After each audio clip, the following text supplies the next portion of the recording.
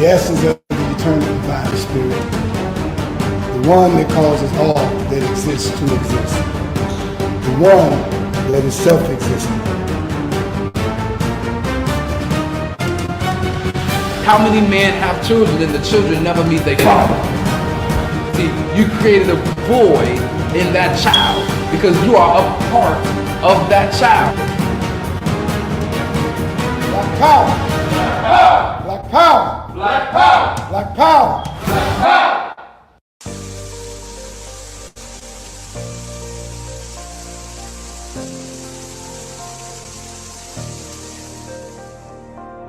Are you feeling fatigued?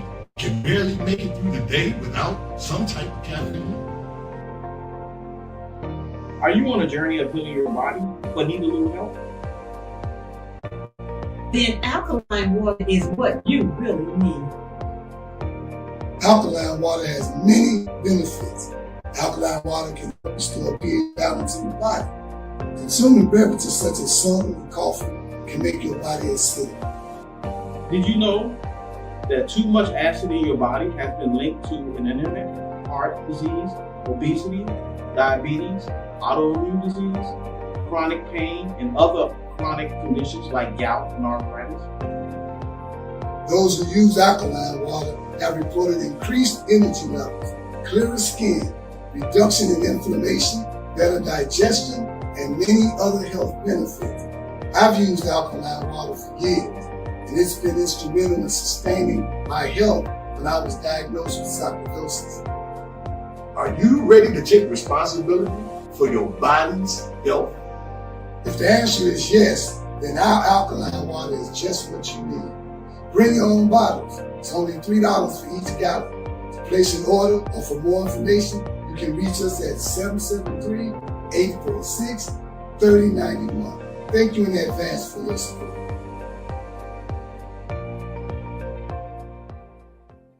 Hi, my name is Sister Ebony Stevenson. I am your announcer for today.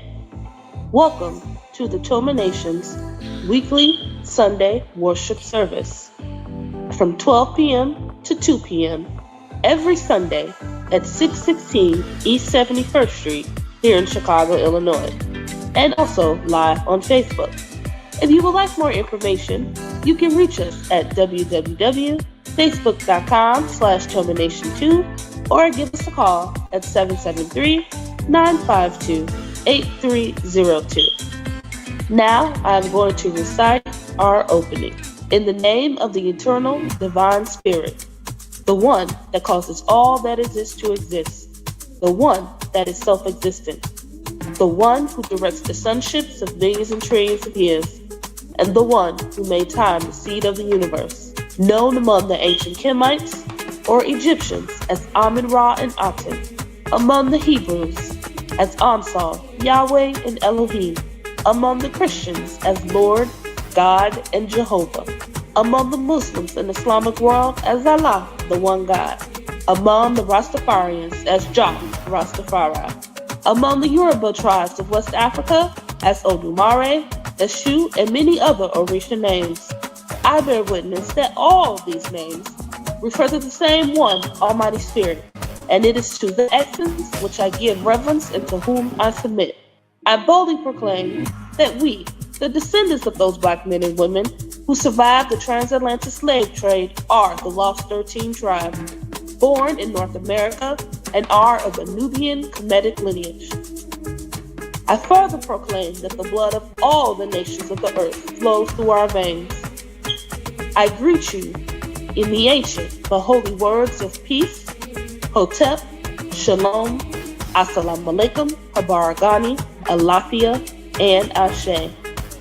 Now I am going to recite the 13 points of what we believe and know. Number 1. We believe and know that we are not to repeat the mistakes of the past prophets and messengers of the Almighty Creator of the heavens and earth.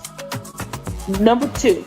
We believe and know that we can only establish an economic base through the application of the knowledge of self and the incorporation of the ideologies of the Honorable Marcus Garvey, the Honorable Elijah Muhammad, Mahatma Gandhi, and Ben Ami. Number 3. We believe and know that the prophets and messengers of the Holy Bible, the Holy Quran, and the Kemetic Holy Books were all black. Number 4, we believe and know that Jesus Christ of 2,000 years was and is a black man. Number 5, we believe and know that the knowledge of the Almighty Creator goes beyond books written by the prophets and messengers of the Almighty Creator. Number 6, we believe and know that in order to promote and coordinate unity, we must first recognize and accept the uniqueness of being able to worship our Creator, regardless of religious denomination, name, title, ritual, particular dress, or holy book, as long as it recognizes the Almighty Creator of the heavens, earth, and the universe as supreme. Number 7, we believe and know that it is impossible to tell the truth without exposing the wicked governments of the world. Number 8, we believe and know that the United States government, in collaboration with other European nations, have a now objective to exterminate dark-skinned people of color off the earth through the act of genocide.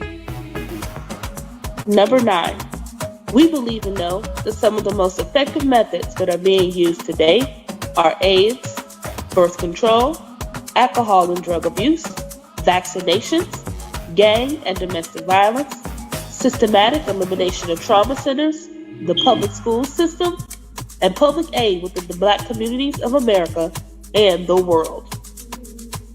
Number 10, we believe and know that the last trick that Satan is playing on us is the dividing of us by our religious differences, religious gangbanging. Number 11, we believe and know that the conflict between the various religions are comparable to the conflict between various street gangs within the inner cities of America. Number 12, we believe and know that the war on drugs and gangs is a diabolical plot to disarm the black community of weapons, break up the black family, withdraw our constitutional rights, also kill and incarcerate young black males under the undercover code name April 2029. And number 13, we believe and know that every letter, shape, sound, and numerical value contains esoteric information that completely transcends the specific contextual meaning of the word. Our purpose: to bring about the growth of a righteous community in accordance with the laws of the Creator of the universe, under the leadership and guidance of Brother Minister Raheem Quasad Aten, to provide solutions to the social and economic ills that plague the communities of urban America. Our goal: to re-educate and retrain youth and young adults to develop positive moral values as an alternative to delinquent behaviors, because you can't rebuild a community and not rebuild the minds of the residents of the community to meet the responsibilities of maintaining the community's image. Our mission: to enhance the economic development of our communities by establishing businesses, real and personal properties, thereby creating jobs and/or entrepreneurship training programs that will reverse the concept of leaving the community to buying back the community. Our motto: let your light so shine before men that they shall see your good works and glorify your Father which is in heaven. Matthew 5:16. Now we're going to recite our salute to the red, black, and green flag.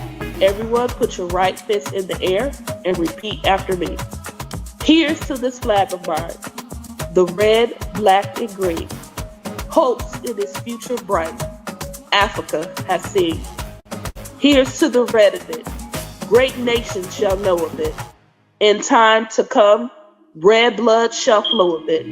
Historians shall write of it, this flag of mine. Here's to the black of it, 400 million's back of it, whose destiny depends on it. The red, black, and green of it, oh flag of mine. Here's to the green of it, young men and women shall dream of it, face shots and shells for it, maidens shall sing of it, waving so high. Here to the whole of it, colors bright and pole of it, please it's my soul with it, regardless of what is told of it. thanks to God for giving this great flag of mine. Please keep your right fist raised high in the air as we sing our Black National Anthem.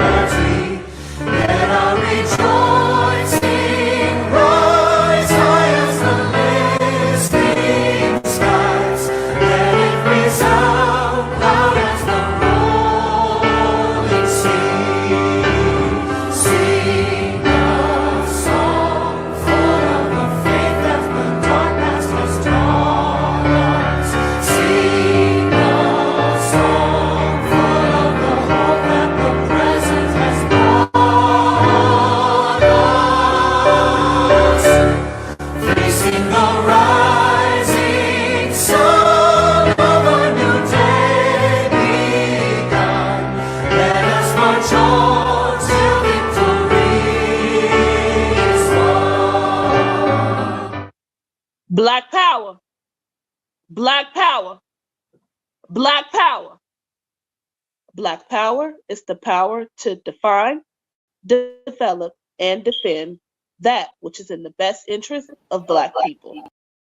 In the name of the everlasting Father, he that causes all that exists to exist, he that is self-existent, he who directs the sunships of millions and trillions of years, and he who made time the seat of the universe. He's known among the ancient Kemites or Egyptians as Amun-Ra and Aten, among the Hebrews as Ansar, Yahweh, and Elohim, among the Christians as Lord, God, and Jehovah, among the Muslims as Allah, the one God, among the Rastafarians as Jah, Rastafari, among the Yoruba tribe as Olodumare, Obatala, Shango, and many other Orisha gods. But I bear witness that all of those names refer to the same one, Almighty God. And it's to him whom I give reverence and to whom I submit.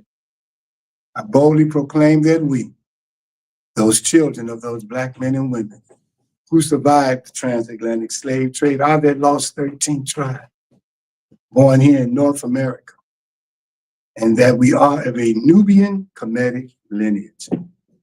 I further proclaim that the blood of all the nations of the world flow through our veins. I greet you all in the ancient but yet holy words of peace in the many different languages of our fathers, of Hotep, Shalom, Assalamu alaikum, Abarigani, Alafia, and Ashe. Greeting words of peace. Welcome, welcome, welcome to the Toma Nation, aka Temple of Mercy Association. We're located today and for a little while,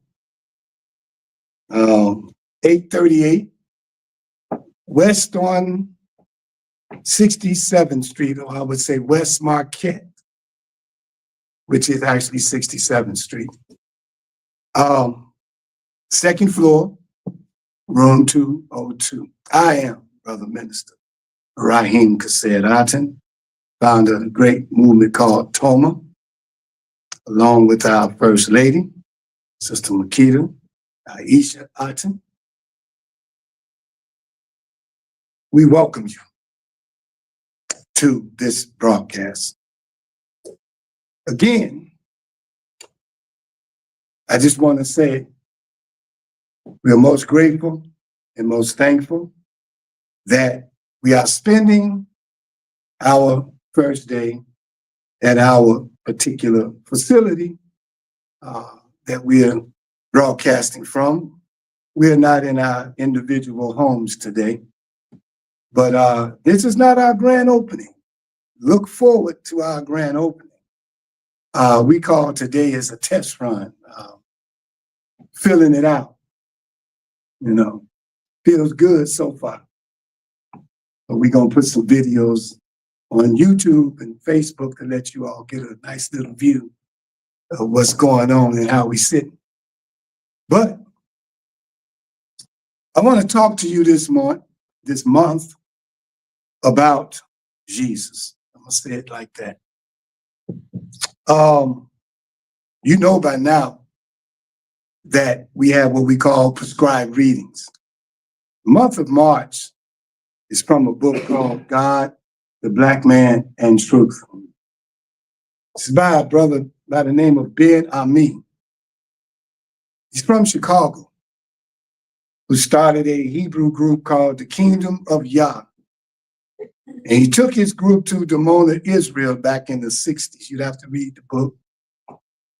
And he set up camp in Dimona, Israel, because Ben Ami was given an inspiration that our time had come to claim our own land. And so he obeyed that will of God and took a large amount of brothers and sisters on a journey to Dimona, Israel. They stopped off in Liberia, my bad. And in Liberia, there was a lot of the brothers and sisters that didn't want to go further. They said, we can't make it. We going back home. And a lot of them turned around and went back. But for those who decided to go forward and go on, they made it to Dimona. And while in Dimona, they looked around and saw that the usual needs that were met in the United States wasn't being met where they were. Actually, they had no bathroom, no toilets, no sewage system per se. They didn't have a roof over their heads. They had basically a tent. And they had to wash their clothes in the stream, beating them on a rock or something. And a lot of things they had to do with their hands. Some of the women and some of the men said, we can't take it anymore. And some of them came back. But lo and behold, over time, brothers and sisters, and if you look on YouTube, you'll see what I'm talking about.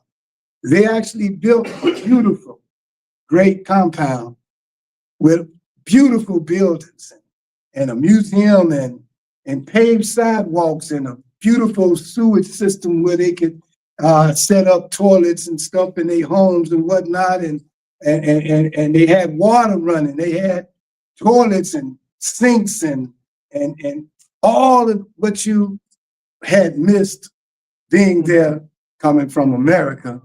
Those amenities were being met at that particular spot. So after that was done, they had a challenge with the government. Well, we know that's always something, isn't it? When you have a people that's willing to come to your place and follow your rules, but only if they don't break the laws of the supreme being of the world. If they broke those laws, then they could not obey those rules.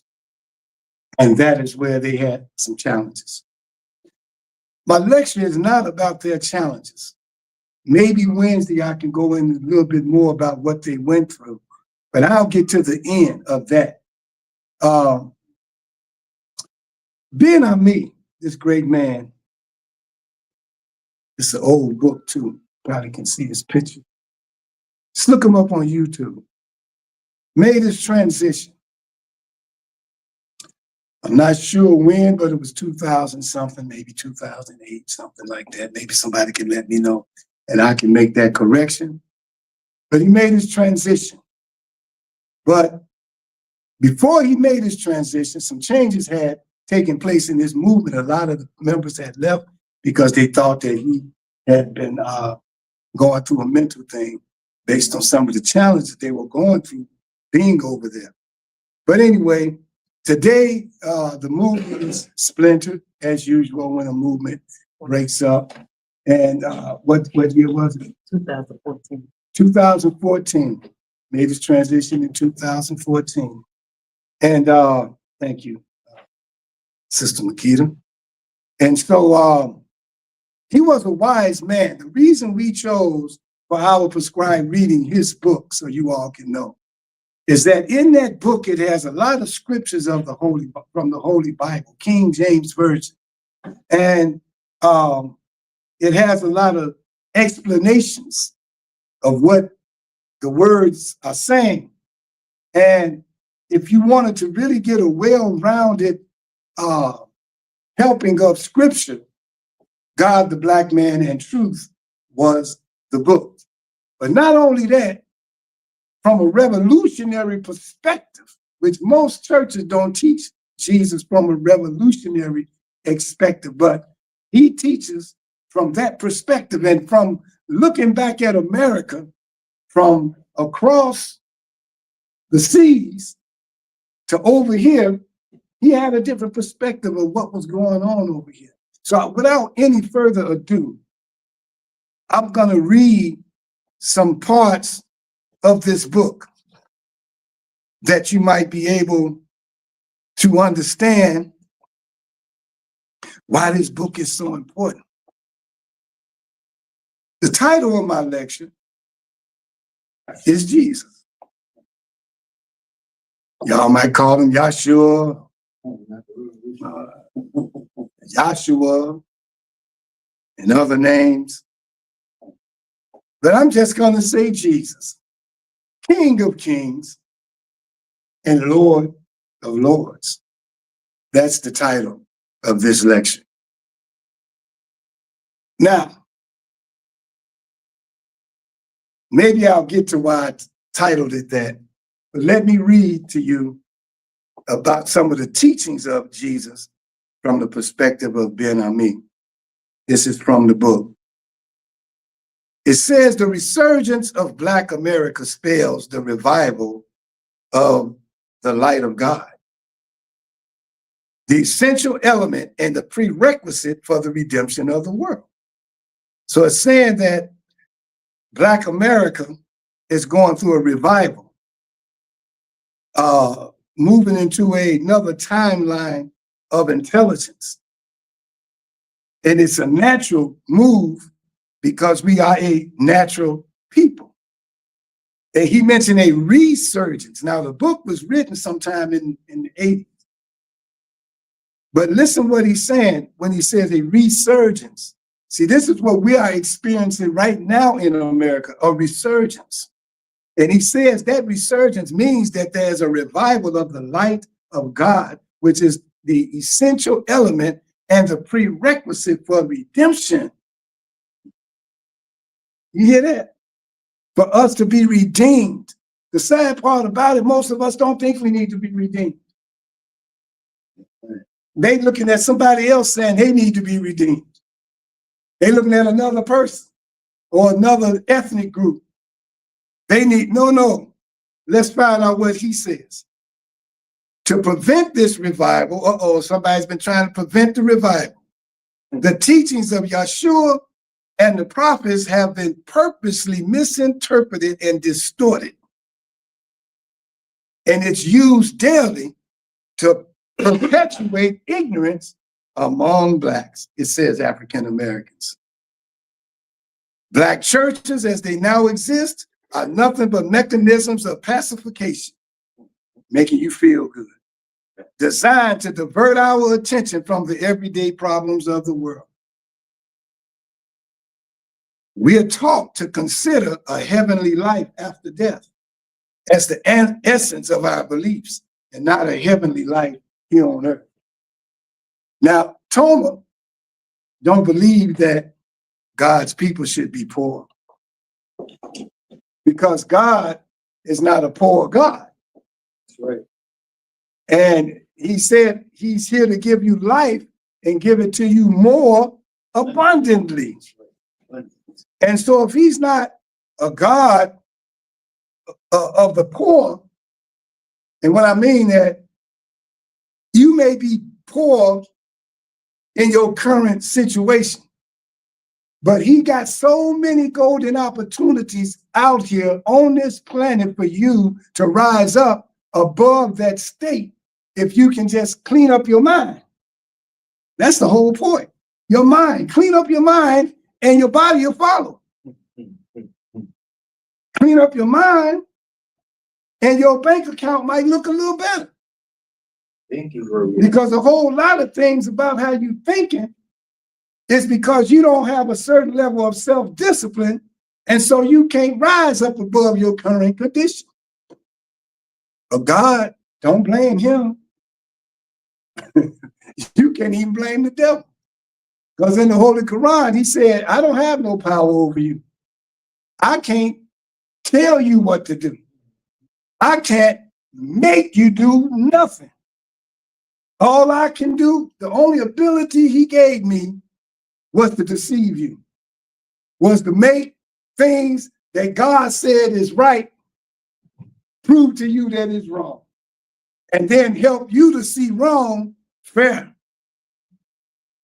And as soon as you do it and you blame it on the devil in the Holy Quran said, hey, don't blame me, blame yourself. I couldn't make you do it. You just believe what I had to offer was better than what God had to offer, and you took mine. Said, I got to bow down to him myself. So we got to look at that. And so it says, we are taught, it says this slave and missionary church structure, the theology that they're teaching and their related programs were created to hedge up with thorns the way back to God. In other words, it's saying the true way back to God got to be more than the choir. That's what he's saying. The true way back to God got to be more than just shouting and sliding across the floor and hawking and spitting and rubbing your forehead. It's got to be more than that. It's got to be more than what they call them dancers. Praise dancers. It's got to be more than praise dancers. Because a whole lot of the people go in and they get the Spirit of God and come back out, and the devil jump right back in. As soon as they get outside. So the dancing didn't work. The harking and spitting didn't work. The shouting, you just came outside, became a worse devil than you was before you came to church. So where's the redemption? Let's see what he says. He says, so he called it hedge with thorns. And you know thorns, they hurt, they stick. He says the reasoning behind this clandestine and covert scheme of present-day world religions and spiritual movements. See, a lot of people think that when they walk away from church, they say, I'm not religious, I'm spiritual. Yeah. Okay, see if that gets you there. I know a lot of spiritual, corrupt, and bankrupt people, and I'm not talking about financial. I'm talking about bankrupt spiritual. Because see, even in the spiritual world, the devil is a spirit.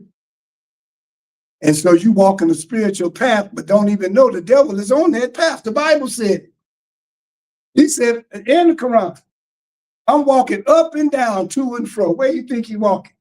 He don't need to walk in the road that the Bible says wide and many go therein. He already got y'all. Ain't that right? I'm talking to y'all on Facebook, not in this room. When I say y'all, I just let y'all know. He already got y'all. So what road would he be on? He'll be on that straight path, posing as somebody righteous. And you gonna see him. You're gonna be walking down the straight path, all absent-minded, happy, because you own it. And the first person you're going to run into is probably going to be Satan. Because Satan cast first. According to the Bible, am I right? Who cast first? With Moses and Pharaoh. He told his people, cast yours first, then I'll do mine. That's right. So you got to be careful who you meet first on that road. Might not be who you thought it was. Then you got to be careful you don't stay too long because the road is long. And you might, if that person that you find on the road ain't moving, don't stay long because you'll get stuck. Now, see, people don't believe that part. But I'm going to move on here. Let me read some more. It says, the reason behind this clandestine and covert scheme of present-day world religions and spiritual movements is to make sure that the God-appointed saviors of the world remain covered in darkness in order to assure the continuing rule of the ungodly. So I don't understand the people who think politics is going to save us, especially if the system of this world itself is ungodly. When you come and become a politician, you buy into the ungodly system. You could be right as you want to be, and you can be as holy as you want to be, but you're going to be holy with holes all in your spirit once you become that politician. I've seen some great people get destroyed, had a good heart and what they wanted to do for our people. And then they stayed in city council for so long, and they started seeing people as they truly are, and hearing how the mayor was acting, and thought they could get some things they figured they could get because they said it in their campaign, telling their people, I'm going to do this, I'm going to do that, I'm going to do this and so, and found out you can't do none of it. Said, nigga, excuse me, get back to streets and sand and get them streets paved and get that alley paved and get some new garbage cans and get some lights back in them alleys and get some lights on that street and shut up. That's it. That's what it was in the 90s. That's what it is in the 2000s. You get nothing. How they gonna save you? If politics, brothers and sisters, was gonna save us, Moses would have been Pharaoh. He was living in his house. He was next in line. Why didn't God, he's almighty and all powerful, why didn't he make Moses Pharaoh? Somebody might say, well, what about Joseph? Joseph was like any regular person. He just had a city job. He wasn't Pharaoh. How many people got city jobs? You see what I'm saying? He had a city job. He worked for City Hall. That's all. So Yahshua emerged on the world stage at a time when speaking in parables was necessary. Why? Because his ministry was revolutionary.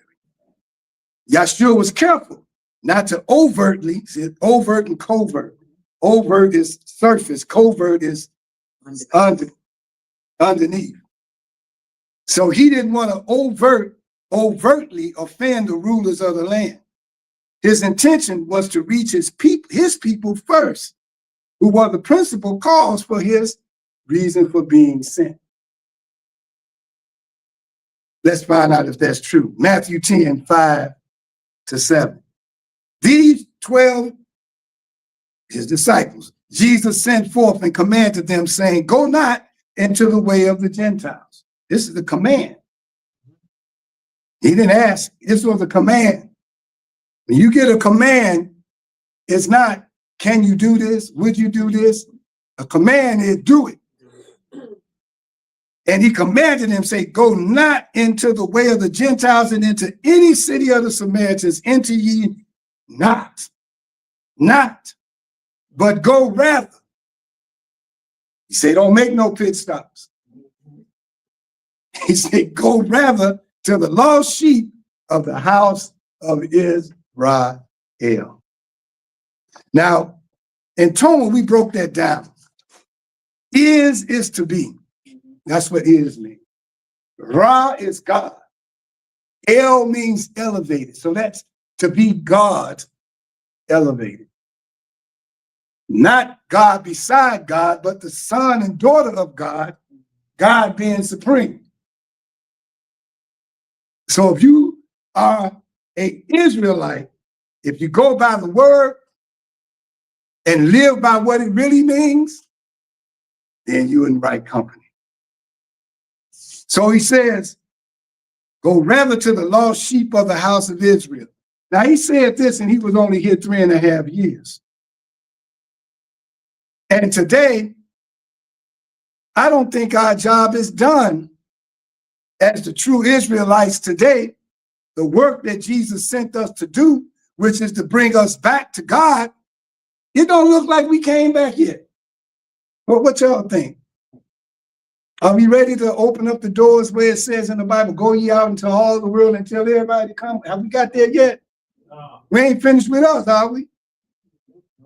Seem like us, for some reason, we take 2 steps forward and 3 back. It started out right, but then something goes wrong. We start off left and want to go right, but we go left again. Matthew 15:24, he answered and said, I'm not sent but unto the lost sheep of the house of Israel. I know how people be like, man, you read stuff. Yeah, I'm reading it right from the Bible. Yeah. Now, y'all should be happy we believe that God and Jesus ain't the same person, because God is for everybody. Jesus was sent to the lost sheep of the house of Israel. So don't feel hopeless. You still got God now, but if you want to make him Jesus, you're gonna lose. I'm reading the book. You know, we got Jesus. He spoke spiritually in parables to his people in the presence of Roman and Edomite spies. You're always going to have spies among you. They were listening to what he was saying so they can find some kind of reason to charge him with some sort of rebellion or saying something against the government or whatnot. So they came and walked among him. I'm gonna bring up Jesse for a minute, because they walked among him too. Yeah. And then they also walked among Dr. King. And they actually paid a few people. But I want you to know that every person has some good and some bad. There's not a perfect person that walked this planet yet. And Jesse, in the time of their family and their mourning, we're supposed to look for the good. We're supposed to promote the good. We're supposed to promote all the good. Look, when a person go up and do a eulogy, the preacher ain't supposed to be talking bad about the person and the thing. He's supposed to be telling all the good stuff, because that's what it's for. And so when someone passes or makes their transition, no matter what level of life they're on, you don't come up and bring up all the bad stuff. You say all the good stuff. And from what I've been hearing, Brother Jesse Jackson has been doing some very good things, some great things that some of us couldn't do. Let me see you go to Iran and negotiate for some what they call hostages to be let go, and see what happened to you. In the middle of a war, let's see what happened to you. You wouldn't even be remembered. You've been added to the list. And then somebody said at the funeral that the man said, look, I'm only going to let the blacks go. That was in another one that he negotiated. Said, because you all really, aren't responsible for this. And he let all the black hostages go. This was in another one. So, and I didn't even know about that one. This is them people, testifying that went with him, So he did some things that you just got to give him the credit. He was for black people. Now people say, no, he's for everybody. He did exactly what Jesus said. First, your people, then everybody else. That's what Jesus was saying. He said, first the lost sheep of the house of Israel, then in the end, he said, go ye out into all the world and let them know. Well, y'all, whoever just jumped ship and went all out to the world, y'all just messed up. Because we ain't through yet in our community. Somebody got shot on 79th Street. Somebody got shot on 43rd. Something else happened on the L not too long ago. I'm just talking Chicago this morning. And as I speak, it's still some more. Do it look like we done talked to all the lost sheep? No, we ain't did. And if we did, I think they need those earplugs, what they call them, ear things when you a hearing aid. Because they ain't listening. Now remember, this here was written in the 80s. So Jesus, in his teachings, he understood the inner forces which separated and oppressed people and caused them to betray one another while serving the interests of the oppressors. And this is what Jesse had to fight through. All the people that he came to that were black, whether they were preachers or politicians, it was hard to get to them because they were serving the interests of the oppressors. That's what the problem was. So he had to figure out how to make some money. He had to figure out how to juggle. He had to figure out how to get the Jewish sponsors of corporations to put money into his movement, because he would not have survived this long, sorry to say it, black brothers and sisters, if he was dependent on us. Teach. Let's have to tell it like it is. He'd have been in the basket with the bread. Operation Bread Basket.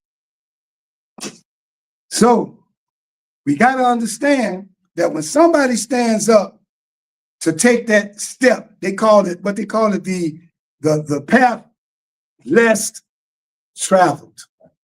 You don't see that many footprints on those because there ain't too many people bold enough and brave enough to take that walk. See, Farrakhan, he had a problem with Jesse. And he mentioned the problem he had with Jesse back then. But they showed a video of him doing exactly what I'm saying we all should be doing, talking to Jesse, telling him how great he is and how great his work is and how he's an example for young children and young adults coming up to look at, because you kept saying, keep hope alive. That's right. You kept telling them to say, I am somebody. Right.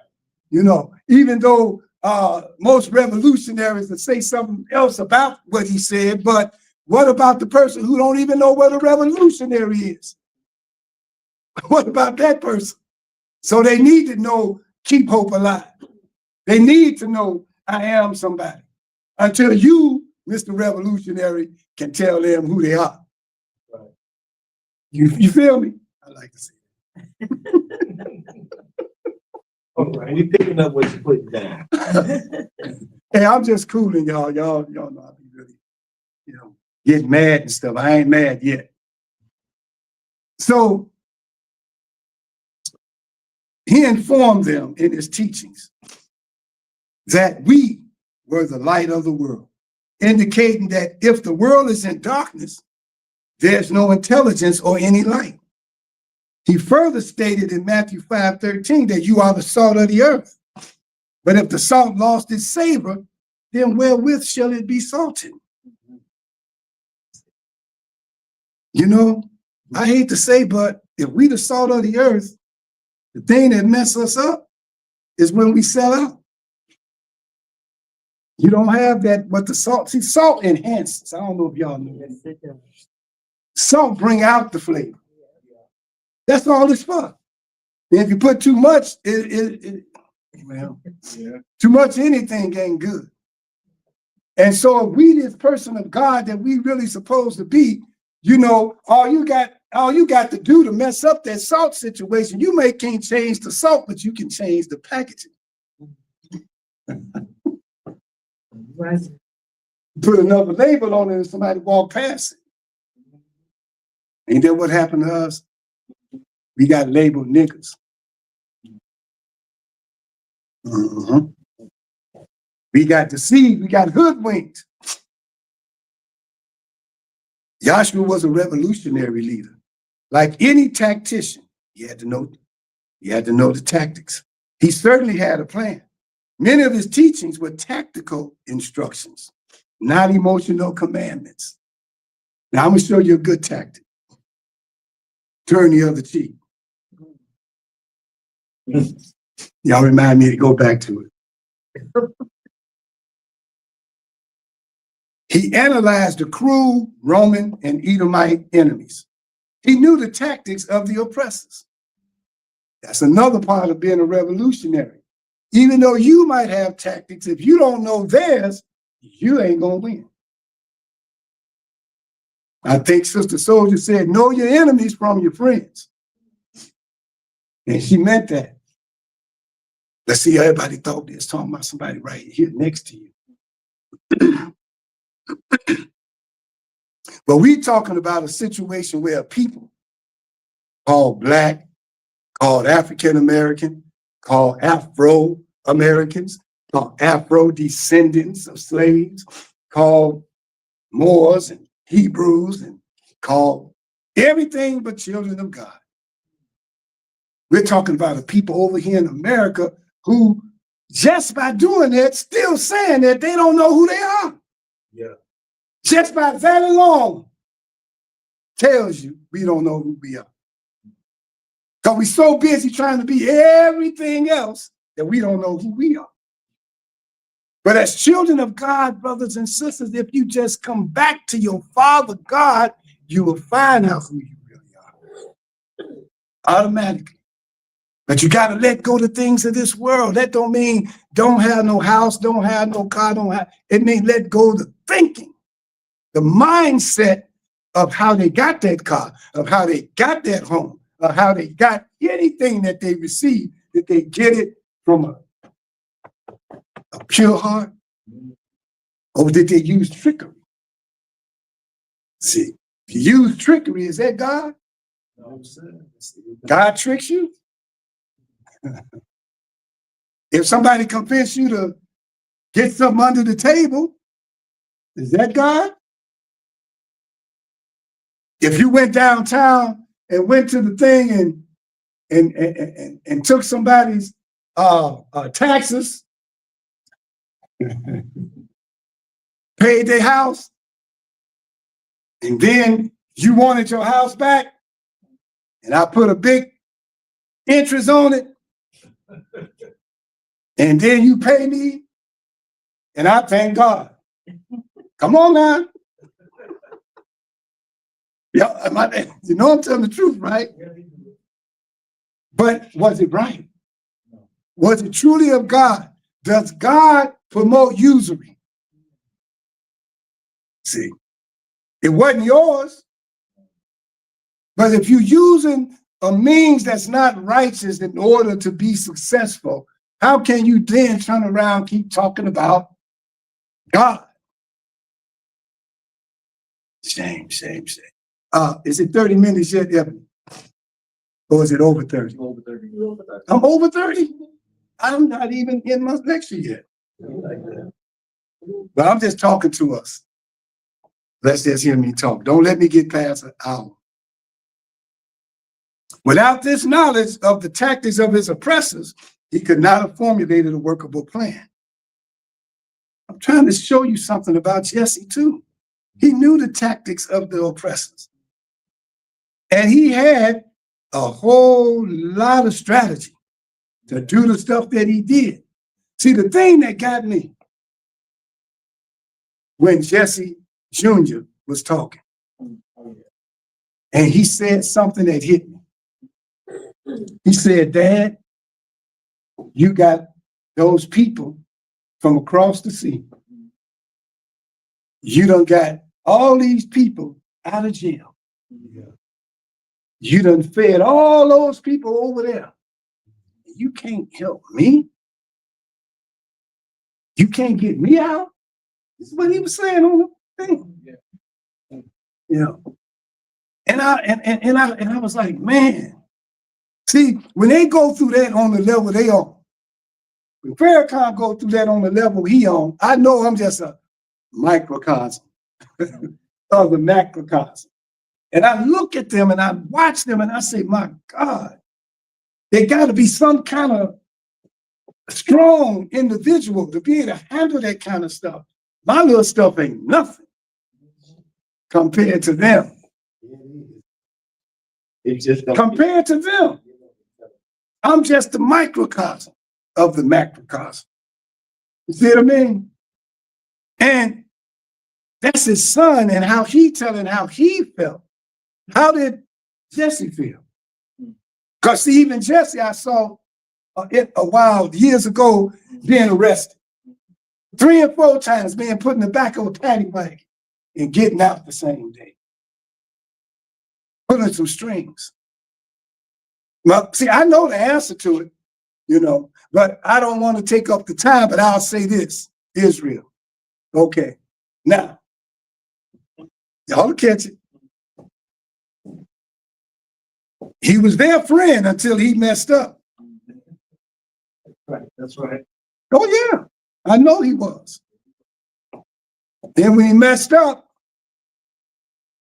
that's why he couldn't get the other Jesse out. Because they're going to get you back. No matter what, they're going to get you back. I have to say this part, because I wonder who's going to go down there every year now to Israel and apologize every year. Chris Harris, I mean, I'll let that ring from the mountaintop. they raised one up. Oh, they raised them one up. But I told you I'm being nice today. Sure is. Because you have to respect the situation. Yeah. Yes.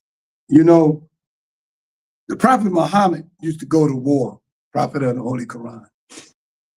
And he had an enemy that was so diabolical, boy, that he even got wounded real bad a couple of times and lost so many wars, but this man died. And he was walking among his soldiers one day and they was ridiculing that man and talking negative about him and calling him everything and clapping, he gone and this, whatever else you could think about him. And the prophet got mad. He stopped him right there. He said, you know what? If it wasn't for that man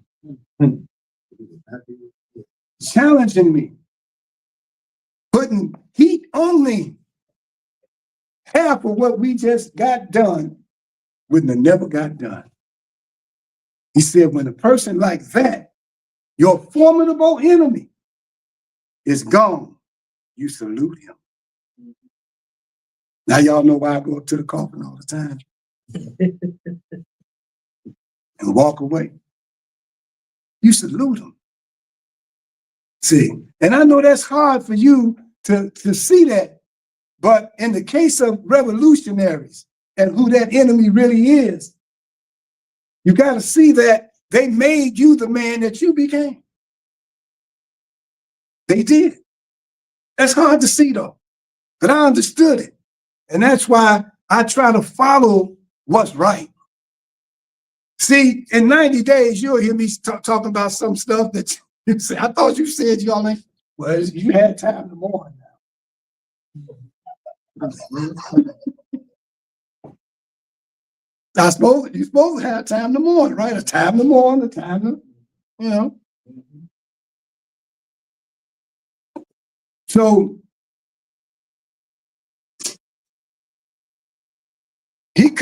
he said, without the knowledge of his oppressors, he couldn't formulate a workable plan. His foremost objective was, yes, it was, to end the Roman occupation and bring freedom to the Black Israelites. That was it. But he said, his number one concern was that they unite and love one another. Talk about Black people. He was telling us to find peace, to start saying brothers and sisters when we walk in the streets and get back to that love that we once had, not continuing to worry about what a person's whatever it is. Matthew 5, 22, 24, because she gave me some fingers, so I have to read now. But I say unto you, see, this is the part he was telling us about us in this room.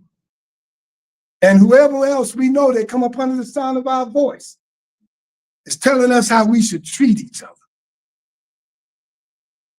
Because the Honorable Elijah Muhammad said that our unity is more powerful than an atom bomb. If it's that powerful, why is they fighting so hard to stay apart? Well, really, black people ain't fighting hard to stay apart. They're not. There's some other people fighting hard as I don't know what to keep us apart.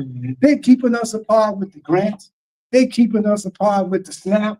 They're keeping us apart with certain jobs that they give you and won't allow you to talk to your people.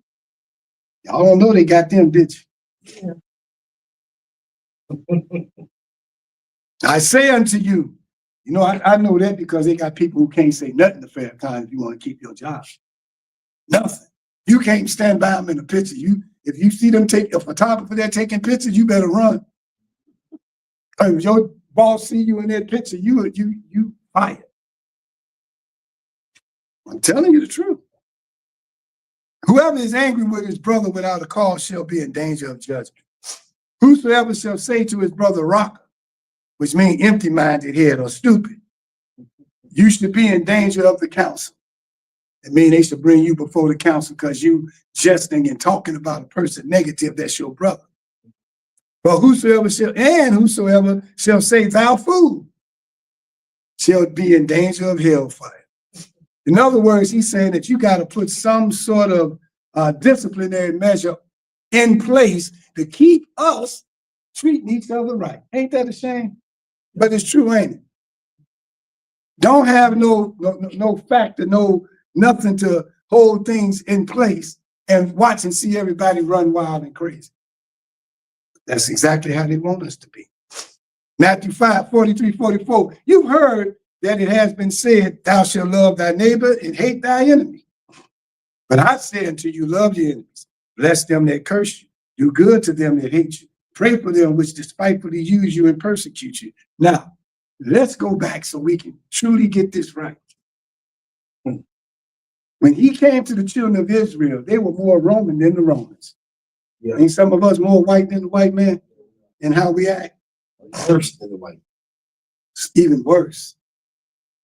And we as a people, we don't understand that these commandments were given to the children of Israel because they were enemies among themselves. Yeah. And this one, he wasn't talking about the Roman government. He was talking about me and you. He was saying, look here, man, love your enemies. Bless them that curse you. Do good to them that hate you. I know people that hate me, I still help them. I know they hate me. I know they can't stand my guts. I still help them. Won't I, Yash?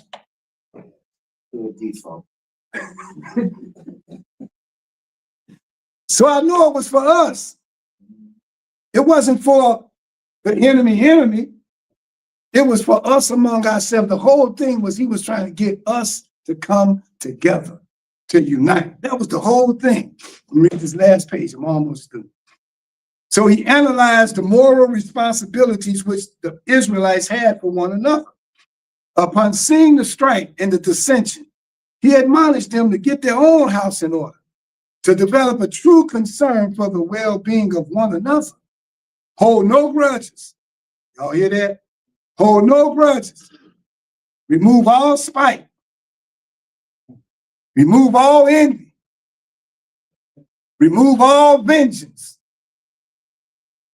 Come out among each other. But you'll hurry up and run. I didn't say that, but I know that's how we are. You'll hurry up and run to somebody's meeting and hug up on the Mexicans and the Venezuelans and what's that alderman name? He a Mexican. Raul, I just give him a name. Okay, I said Raul.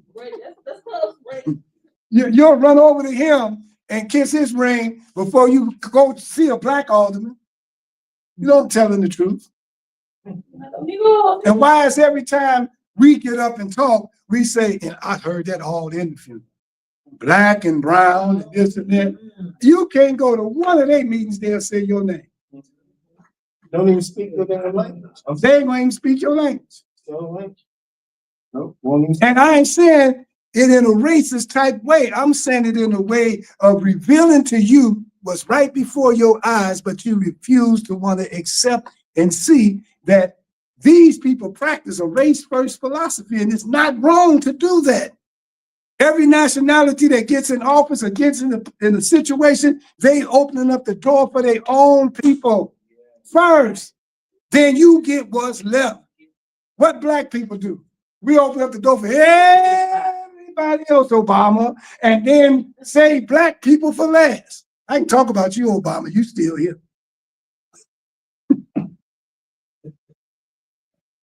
I'm just telling, we got work to do. Isaac brother said, Yeah. We got work to do. Yeah. Got a job to do. Y'all know I'm right, don't you? Okay, I'm almost through. Got 2 more lines. Ain't supposed to be holding grudges and animosity in one's heart toward one's brother or sister. You ain't supposed to do that. You're supposed to fix it. You're supposed to work as much as you can to reconcile that situation. You're supposed to call them. You're supposed to sit down and talk with them. You're supposed to do everything you can until you say, Father, I stretch my hands to thee. No other help I know. I done did everything I could to get with this person. And Father, it's on you. Tell me what's next. But if you ain't done that, you got some work to do. Does this seem highly unusual?